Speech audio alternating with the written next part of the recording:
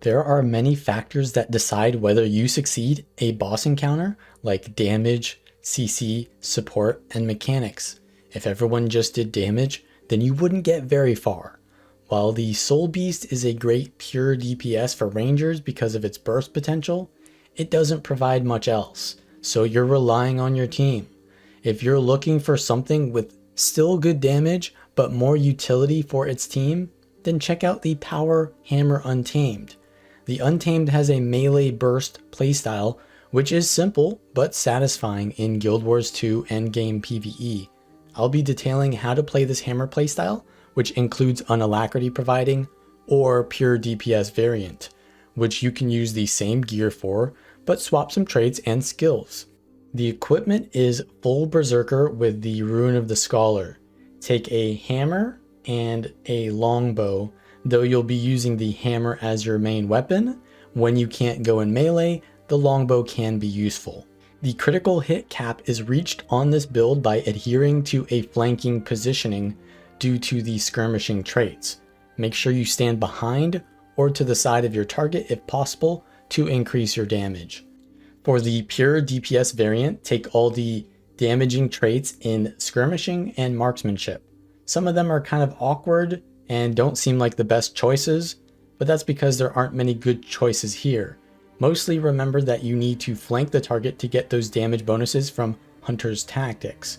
Also, note that you deal 25% more damage while you are unleashed and take 25% less damage while your pet is unleashed. So most of the time you want to toggle your character to be unleashed and only occasionally swap your pet to unleash for a moment. The pets I take are the Tiger, which you tame in Dragon Stand in Maguma, and the Gazelle, which you tame in Desolation in the Crystal Desert.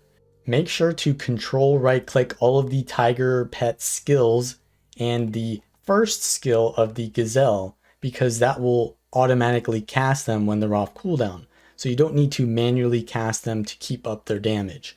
But the Gazelle's CC skills, keep those on manual cast so that you can use them when you need them. When you unleash your pet, its skills become a port to the target with the F1, a Boon Rip blast finisher on F2, and a projectile blocking field on the F3. All of these do good damage and have no cast time, so use them off cooldown when your pet is unleashed.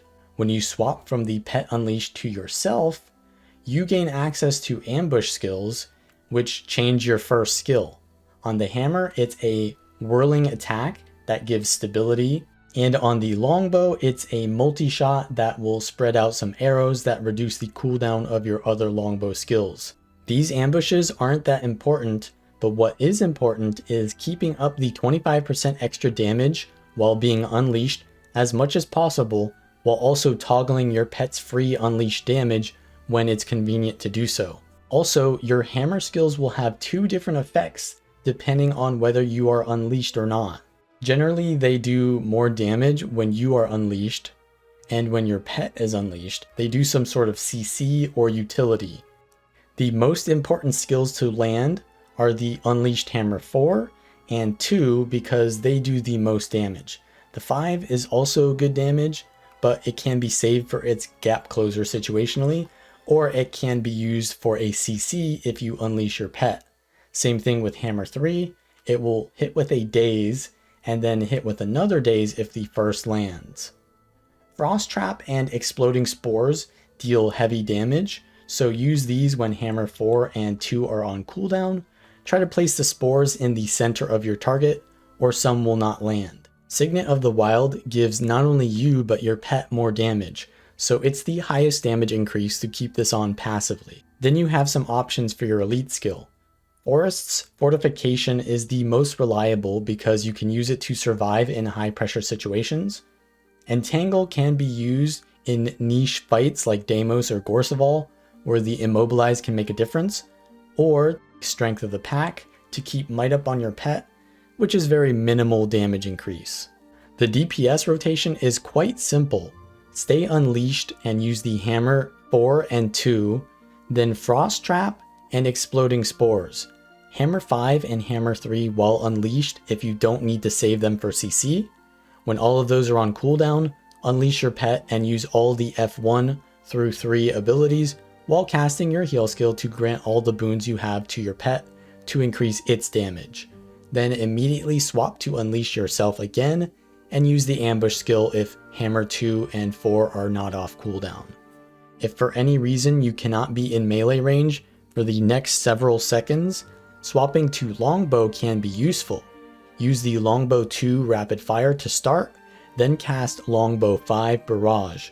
While that is channeling, unleash your pet and use all their skills, then unleash yourself and use the multi-shot ambush skill to recharge your longbow skills. Use the 2 skill rapid fire again if you need before your weapon swap becomes available again, and then you return to your hammer to melee. Also, be careful not to interrupt your skills, because if you use your heal skill, it will have a higher priority than your other skills and interrupt them. And sometimes your hammer 2 has lower priority than some of your skills, and if you use another skill too early, then it'll interrupt your hammer 2. If you need CC, swap to Gazelle and use the F2 and the F3 and unleash your pet, and then you can use the hammer 3 or the hammer 5, as well as the exploding spores, or even the longbow 4 can CC from range. There are quite a few differences in the DPS and Alacrity builds, but they can use the same gear. Instead of marksmanship, take nature magic to gain more boon synergy and application. Because all boons are automatically shared with your pet, you don't need to use We Heal as 1 to buff your pet. This allows you to take spirits to give alacrity to your allies. Every time you use the activation skill of your spirits, it will return the spirit to your location and give alacrity to nearby allies. Although you do not have high boon duration, you can still give permanent alacrity uptime through the constant application due to the Fervent Force trait. Whenever you CC an enemy, even if they are defiant enemies, all of your skills will be reduced by 4 seconds cooldown. This means your spirit activations, your heal skill, and even your pet skills will recharge much faster if you can rotate through a series of disables that will not only keep your powerful skills off cooldown, but also the CCs themselves. So the CCs are hammer 3 and 5 while the pet is unleashed, the storm spirit activation, the exploding spores, and longbow 4. Your main job is to upkeep alacrity on your team, but with how many CCs you have available to you, you can delay using the spirit skills until after your hammer 4 and 2. Then, when all of your spirits and hammer 4 and 2 are on cooldown, unleash your pet and use hammer 5 and then hammer 3. While casting these, use all of your pet's unleash skills, unleash yourself, and start the priority of hammer 4 and 2, and then spirit skills again. Because your cooldowns are so low, the elite nature spirit can be used to revive allies very often, which can carry teams through progression. And of course, if you need more CC, just spam all of your CC skills, and they will have an endless feedback loop of recharging each other, so technically you have non-stop CC, and the question is not whether you have enough CC in any situation, but whether you have enough time to use all of your CC. While this may look really powerful, and in some situations it certainly is, the Alacrity variant requires you to constantly CC targets to keep getting these cooldowns, which means to get this value, you can't have much downtime, and in real fights, you definitely have downtime where you need to do mechanics or the boss is out of reach, whereas the pure DPS variant doesn't mind downtime or mechanics because of its high burst. So I think the DPS version will probably be more flexible and powerful, but if you enjoy button mashing and having tons of utility, then the Alacrity variant is definitely viable. This is the Aetherblade Hideout Strike mission on challenge mode.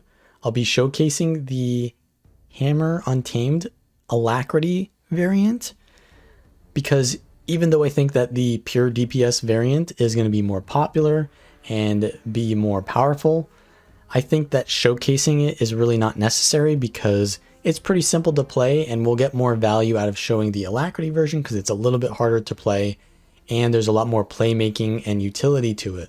So there's a lot more to show with it.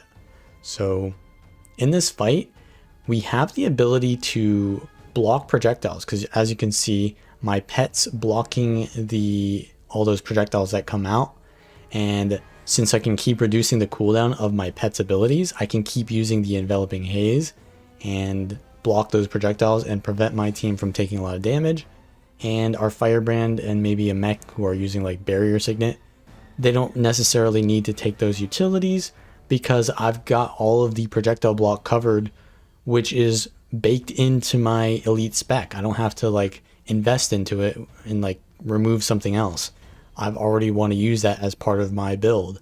So it's pretty high value utility for our team. Now, the boss is going to come out again. We're going to use the F3 and we're going to try to get some alacrity on our team. And we want to CC here. So another thing is that this build has a lot of CC because I've got the non-stop cooldown reduction on my rotation of CC skills. I keep getting the lightning mechanic here, but that's fine because my pet still does a decent amount of damage while I am doing a mechanic. And we can still use the hammer 2 and 4, and if really necessary, we can focus on doing the hammer 2 and 4 and just reduce the cooldown of those abilities with our CCs. So there's a lot of flexibility as well. Like if I want to give more alacrity, I just focus on reducing the alacrity skill cooldowns and not using the hammer skills. A little bit of a risky dodge there into the, well, a mistake really, that dodge. I use my elite skill there to try to revive my allies who go down in the red AoE there. And that's another thing that's pretty good with this build, is that the elite skill, the nature spirit, can res, and in a lot of situations you can prevent your team from wiping, so it's really strong. And we're sticking with our team here. I've already done the mechanic earlier on, so I'm not going to go in the green circle. And we're just going to keep alacrity up on our team, though we could split from our team if we really wanted to, but I think the alacrity uptime would drop too low because we were getting too many mechanics earlier. So we're going to just stick with them for now. But now that we are on the CC Phantom, we are just going to be spamming all of our CCs in a rotation, and I get priority to stick on the Phantom because I'm doing the most CC non-stop. So, I mean, Sanctuary probably does more CC, but they don't need to be in melee range to do that. So we're going to put out our elite spirit here again to prepare for any kind of dangerous thing happening. And we got to move out of the Mitrin exposure attack there. So we're trying to stay alive through dodging the mechanics. I mean, obviously, if people are constantly going down, I might not have enough revives for them. So we still need to, do the mechanics and dodge things. I failed to dodge there, but we're going to back off here so we don't get hit by the AoE. And we're going to keep doing the enveloping haze to minimize our team's damage. Keep giving alacrity. And we're just going to phase the boss to 20% here if we can. Dodge those shockwaves, jump over them alternatively, and now we are pretty close to the 20%. Our team has a lot of mechanics, so yeah, we need to just phase it here. Now the puzzle phase. An issue with this build is that during these puzzle phases like this, I don't get value out of just CCing things constantly, so I'm not really getting value on these situations where we're waiting for the boss to become available, whereas like most classes get value out of precasting. You don't really hear because my alacrity runs out pretty fast if I'm not constantly CCing to get the cooldowns lowered. But it's not that big of a deal because the boss is going to come out, we haven't lost alacrity, and we can start CCing again to get our cooldowns generating. And we've got the last 15% of the boss.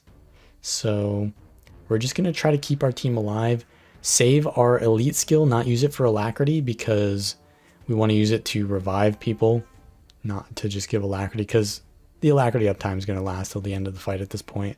So we can just focus on doing damage if we really wanted to, and just reviving anyone else who would contribute damage. So last 5% here, and got to be careful still because there's tons of mechanics happening. Someone goes down in the center and I use my elite, revive them really quickly. And that's the last 2% of the boss. Gonna finish them off. And that is how you do the My Trend Strike mission as the Alacrity Untamed. If you like this content, then please like the video, subscribe for more, and I will see you all next time.